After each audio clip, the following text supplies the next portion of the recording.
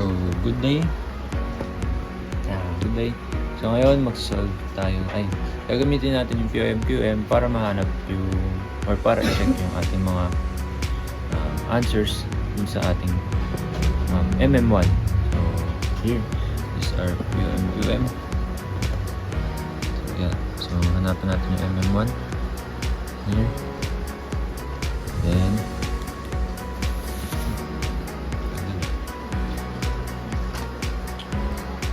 so ito sa ating MM1, so title lang na natin ng BPI. BPI, natin natin yung cost, then okay. Yan. So here, ilagay natin yung ating mga values, which is dito sa ating arrival rate is 15, service rate is 17, and number of service 1. So, server cost is 10 and 5 yung ating waiting cost per time. So, solve natin. So, yan. As you can see, ito yung mga values. Kita naman. Yan. So, una dito is yung average utilization rate na 0.88, wherein nakita natin dito. Ito yan, 0.88. So, tama yun. Nakuha natin.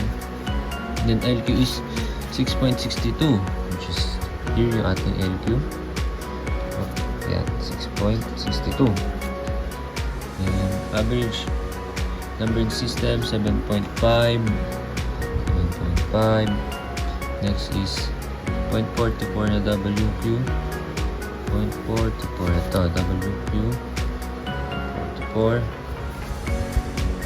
Average time in the system is 0.5 or W. Ayan, tama, 0.5. Probability that the teller is empty is PO 11.76 or 0.12 na nga. Ito, 0.12.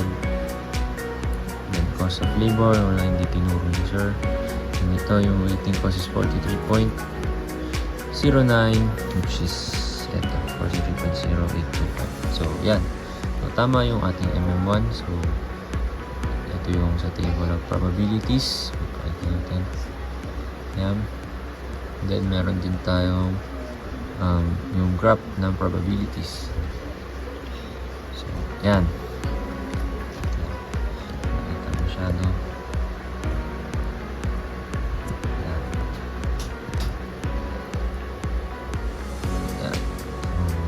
Ba, that's a cumulative probabilities. Paangat to. Paangat. That's hindi cumulative, kabaliktaran lang. Pababa, kabaliktaran na lang cumulative. So, ayan, para sa ating POM-QM sa MM1. So, thank you.